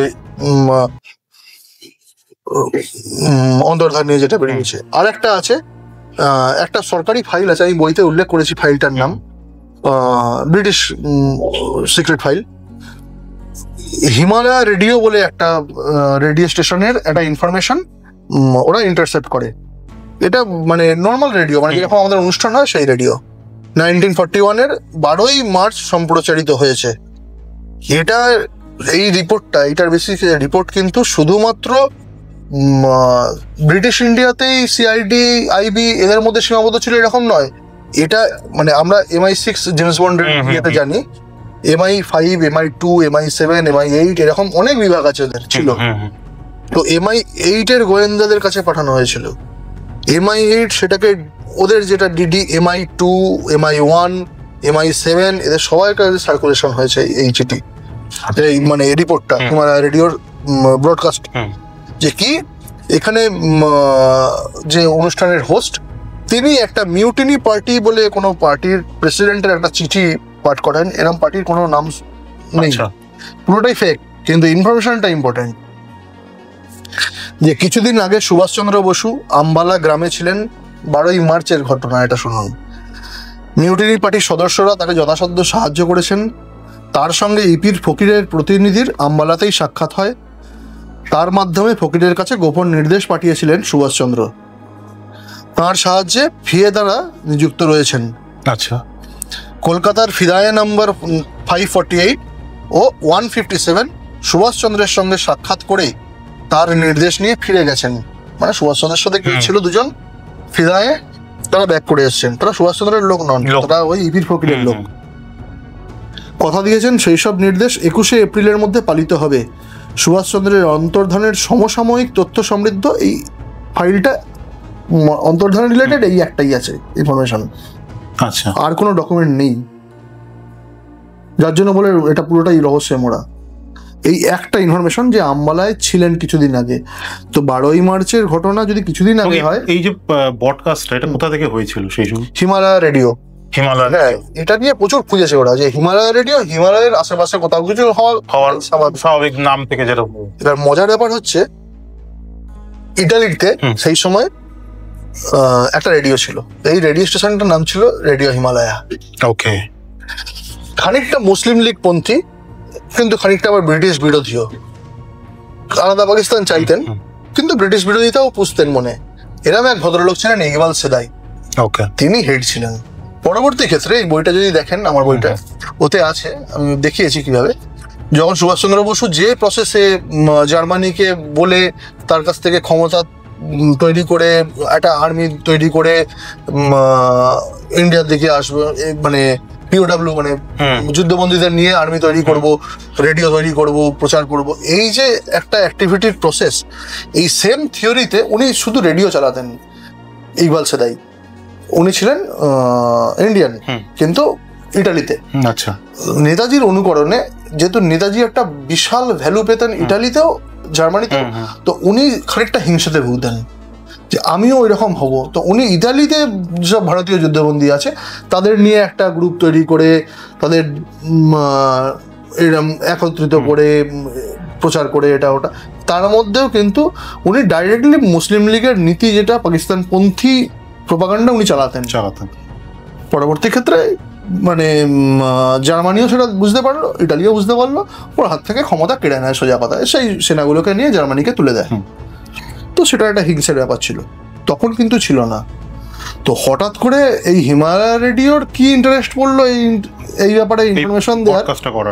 আমি এত কথা এতক্ষণ ধরে বলছি না, একটা উদ্দেশ্য আছে জানবেন, যে একটা টপিক এতক্ষণ টানছি, আমি আসছি সেই ব্যাপারে। তো এটা কিন্তু ইটালি থেকে প্রচারটা হয়েছিল। আচ্ছা। যে লোকটা ইউরোপ ছেড়ে চলে এসছে 1937-এ, লাস্ট 41-এ একটা সম্প্রচার হলো। ঠিক আছে, এটা একটা থিওরি যে আম্বালায় ছিলেন 12ই মার্চে, বলছে কিছুদিন আগে, ধরে নিলাম মার্চের শুরুর দিকে। তো হিসেব মতন মার্চের শুরুর দিকে কোথায়, কবে উনি ইয়েতে ফেব্রুয়ারিতে কাবুল পৌঁছে গেছে। তাহলে এই সময় কেন বলছে? এই সময় পৌঁছে মানে এটা পেয়ে গোয়েন্দারা কি করবে? সঙ্গে সঙ্গে আম্বালায় আশেপাশে লোক পাঠাবে, গিয়ে তো কিছুই পাবে না, ততদিনে তো যা হবার হয়ে গেছে। আচ্ছা, কেন আম্বালা, কেন ইপির ফকিরকে কিভাবে, সেটা বইতে আমি দিয়েছি, সেটা এখানে আলোচনা নয়। এখানে যেটা অন্তর্ধানের রুট, এটা আর একটা থিওরি আছে। এই শার্দুল সিং এর ভাগ্নে ছিলেন একজন নির্মলজিৎ সিং হুন। তো এই হুনের একজন সাক্ষাৎকার 2015 এপ্রিলে বেরোয়। আচ্ছা। টাইমস অফ ইন্ডিয়াকে দিয়েছিলেন।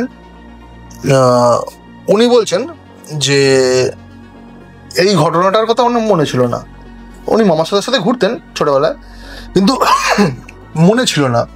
ওনার মামা মারা যাওয়ার কিছুদিন আগে, মানে মৃত্যুশয্যায়, সেই সময় ভাগ্নেকে হঠাৎ দেখে বলে, তোর মনে আছে এই ঘটনার কথা? ওই যে লোক, ওটা উনি। তো তখন ওর হঠাৎ ওই জিনিসটা স্পার্ক করে যে হ্যাঁ একটা এরকম ঘটনা।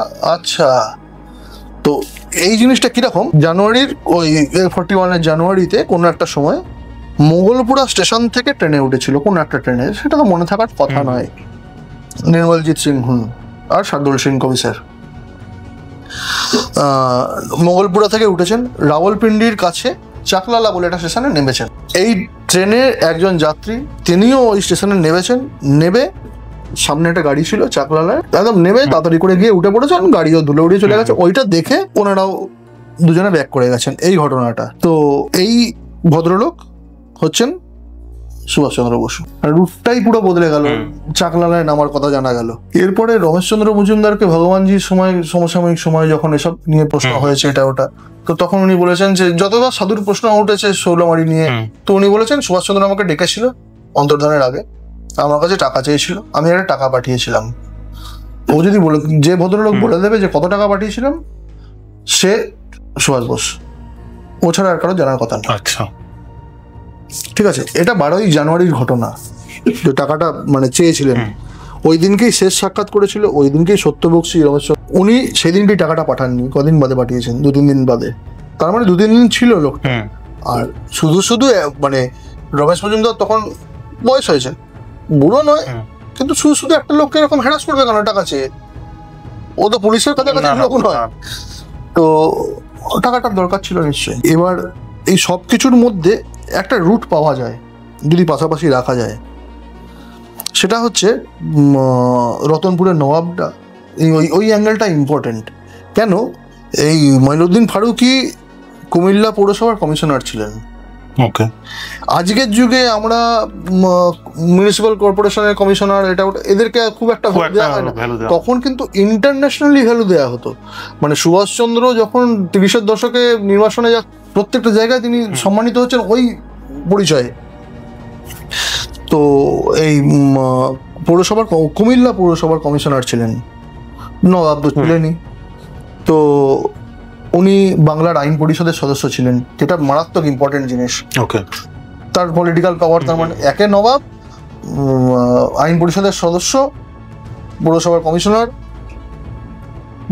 বাংলার কৃষি ও শিল্পমন্ত্রী ছিলেন। আচ্ছা, তো অনেকগুলো পদই উনি একসঙ্গে, মানে তার গাড়ি থামিয়ে কেউ চেক করবে, ক্ষমতা আছে কারো? ওদের সাথে বেরিয়েছেন, হেঁটে গেছেন, রাস্তায় নবাবের গাড়ি দাঁড়িয়ে আছে, কেউ বলবে কেন দাঁড়িয়ে আছে? জিজ্ঞেস করবে? অবশ্যই কাছে দাঁড়িয়েছিল না, তাহলে নজর করতো, কেউ সেলাম করতে হলেও যেত, দূরে দাঁড়িয়েছিল, ও গিয়ে যথারীতি উঠেছে। নবাবের গাড়ি কিন্তু কলকাতায় স্টে করেনি, এটা বড় রিস্কের ব্যাপার, কলকাতায় কেউ স্টে করবে না। তো সেখানে কিন্তু জামা কাপড় জিনিসপত্র সমস্ত রাখা ছিল, সেখান থেকে বাড়ি থেকে জিনিসপত্র নিয়ে যাবে এত বোকা লোক নয়। আর মানে শুধু মানে নবাব মানে স্যার ছিলেন, মানে নাইট উপাধি পাওয়া, তার তো আলাদাই পাওয়ার। তো তার গাড়িতে সুটকেস জিনিসপত্র সমস্ত রাখা, সেখান থেকে মানে গাড়ি থেকে যখন উনি নেমেছেন, গাড়িতেই ড্রেস চেঞ্জ করেছেন, বেরিয়েছেন শিখের বেশে, গাড়িতে ড্রেস চেঞ্জ করে হয়েছেন মুসলমান। মানে ইন্স্যুরেন্স কোম্পানির এজেন্টের বেশটা ধরেন, ওটা কিন্তু যেটা শিশির বসু বলছেন ওটা নয়। এখানে আমি ওই উনি কার্ডের ছবিটা দিয়েছেন যে কি হরফ লেখা ছাপিয়ে এনেছিলেন, উনি কিন্তু কোম্পানি লিখেছেন সিও ডট। আর ভগবানজি পরবর্তী ক্ষেত্রে বিমল নন্দীর হাত দিয়ে, বিমল নন্দীর পাতানো এক বোনকে, যিনি এই কোম্পানির ঢাকার হেড ছিলেন, তার বাড়িতেই দপ্তর ছিল এই ইন্স্যুরেন্স কোম্পানির, তার বাড়ি থেকে নিয়েছিলেন একটা স্কেল। আচ্ছা, সেই স্কেলটা উনি ফেরত দিয়েছিলেন। সে ভদ্রলোক তো মারা গেছে, ভারত ভাগ হয়ে গেছে। ভগবানজি ওই স্কেলটা বিমল নন্দীর হাত দিয়ে ফেরত পাঠিয়েছিলেন মেয়ের কাছে, মানে ওনার বোনের কাছে। হ্যাঁ, বিমল নন্দী তখন উপস্থিত ছিলেন সেই ঘরে যখন ওই স্কেলটা নিয়েছিলেন, আর ভিজিটিং কার্ডটা নিয়েছিলেন ভদ্রলোকের। ওকে। স্কেলটাই কিন্তু কোম্পানির নাম লেখা ছিল, প্রিন্টেড। কোম্পানির নাম কিন্তু সিও ডট লেখা নেই। এটা আজকের দিনে ভুল হবে, কেউ পাত্তা দেবে না। ব্রিটিশ গোয়েন্দা কিন্তু ওই রকম হয় না, এখনকার মতো, তখন স্কটল্যান্ড ইয়ার্ডের সাথে তুলনা হতো। তো সিও ডট আর সিও ওয়াই ডট এর মধ্যে পার্থক্য আছে, স্কেলে লেখা সিও ওয়াই। এবং এটা খুব ইম্পর্টেন্ট, ইতিহাস পর্যালোচনা করতে গেলে এটা খুব ইম্পর্টেন্ট। এত খুঁটিনাটি দেখার লোক সুভাষচন্দ্র বসু এটা ইগনোর করতে পারেন না। এবার মজা হচ্ছে যে কেন শিখ কেন মুসলমান, দুটোর মজা আছে। শার্দুল সিং কমিশনের কমন একটা ছবি পাওয়া যায়, নেটে মারলেই সার্চ করলেই সঙ্গে সঙ্গে দেখা যায়। ছবিটা দেখবেন, মৌলানা আজাদের ছবি বার করুন, পাশাপাশি দুটো রাখুন, এক বেশভূষা একরকম, দাড়ির স্টাইলটা আলাদা হতে পারে, কিন্তু সমসাময়িক অন্য মুসলমানদের যদি দাড়ি দেখেন, পাঞ্জাবি, শিখ আর ডিফারেন্সিয়েট করাটা খুব মুশকিল। ওই একই ধরনের টুপি, পাগড়ি, আর ওইটুকুই ডিফারেন্স। পাগড়ি ছাড়া আর টুপি ছাড়া দাঁড় করালে আইডেন্টিক্যাল ম্যাচটা মোটামুটি ওই একই রকম লম্বা জুব্বা টাইপের একটা কোট, চোস্তা পাজামা আর জুতো, ওই মোচি টাইপের জুতো। সেখানে ডিফারেন্সিয়েট করাটা, চিনতে পারাটা খুব মুশকিল। তাড়াতাড়ি ড্রেস চেঞ্জ করা যাবে, আমি পুরোটা চেঞ্জ করতে হবে না, আমি মানে টুপিটা খুলবো, পাগড়িটা পরবো। এদের তিনটে সুবিধে, দিল্লিতে কোনো ঝামেলা নেই, লাহোরের পরবর্তী যাত্রা সুরক্ষিত, কোনো ঝড় ঝামেলার ব্যাপার থাকবে না, আর ট্রেন বদলাতে হবে না। ট্রেন বদল মানে একটা রিস্ক থাকেই। এই 10:30টায় ট্রেনটা ছাড়লো, লাহোর ছাড়লো রাওয়ালপিন্ডির দিকে। 18ই জানুয়ারি চাকলালা স্টেশনে সকাল 7:33-এ ঢুকছে। জিয়াউদ্দিন নামছেন মালপত্র নিয়ে, সামনের গাড়িতে গিয়ে উঠছেন, বেরিয়ে চলে যাচ্ছে। আবাদ খান ড্রাইভার। আবাদ খান সবসময় ড্রাইভার হিসেবেই ছিলেন, কারণ হচ্ছে ওই জায়গায় মানে ওনার নিজের ট্রান্সপোর্টের ইয়েতে ছিলেন, তো এই রুট ফুট গুলো ভালো জানতেন, কোথায় কি ঘুষ খাইয়ে রাখতে হবে খুব ভালো জানতেন। ভাগ্নেকে নিয়ে শার্দুল সিং দেখলেন যে কেউ ফলো করছে কিনা সেটা চেক করার জন্য, উনিও কোনো কথা যোগাযোগের কোনো ব্যাপারই নেই, উনি দেখলেন লোকটা যে বেরোলো কেউ আছে কিনা পেছনে, নেই, উনি নিজের ব্যাগ। আবাদ খান এখান থেকে যখন পেশোয়ারে নিয়ে যাচ্ছে 170 কিলোমিটার নিয়ে, কোথায় যাচ্ছে? পেশোয়ারে বাজৌরি গেট আকবর শাহ ভাড়া করেছে ফিরোজ খানের বাড়ি। এবার বলবেন যে ওই যে স্টেশনে নেবে, তাজমহল হোটেলে গেল, ফিরোজ খান আকবর শাহ গিয়ে জিজ্ঞেস করলো, এই যে গল্পটা আমরা আমি সুভাষ বলছি তে পেয়েছি, ভাই আমি সুভাষ বলছি শৈলেশ দা এগুলো পেলেন কোত্থেকে? ভগৎ রাম তলোয়ার থেকে। ভগৎ রাম তলোয়ার এই গল্প শুনিয়েছে যে আকবর শাহ নেবে, দেখতে গেলেন, সুভাষচন্দ্রের লোক পাঠিয়ে সুভাষচন্দ্র আগ্রাহী করলো, কেন পাঠালো, বললো লোকেশন নিয়ে যাবে। পরের দিন গিয়ে উঠলো, হোটেলটার দরকার ছিল আমাকে সেটা বোঝান। পরের দিন বাড়িতেই যাবে, তো হোটেলটা তো অ্যাভয়েড করা সব থেকে সুবিধা। হোটেলে যখন তখন পুলিশ হানা দেবে, এটা ওটা, হোটেলেও কেউ সেটা বুঝতে পেরে ভগৎ রাম জানলোই করে হোটেলের গল্পটা। আকবর শাহ ওকে গল্পটা শুনিয়ে রেখেছিল যে ও হোটেলে ছিল, আমি নিয়ে এসে রেখেছি, কিন্তু আদৌ এটা নয়। এটা ভগৎরামকেও পুরোটা জানতে দেওয়া নয়। ওই একটা লোককে যদি ধরে আগু পেছু জানতে পারবে, লোকটা অ্যাক্টিভিটিটুকু জানবে, ওর বাকি রাস্তাটা সুরক্ষিত থাকবে। খানিকটা ঘেঁটে দেয়া, যারা তদন্ত করছে তারা ঘাঁটতে থাকবে, ঘুরতে থাকবে এক জায়গায়।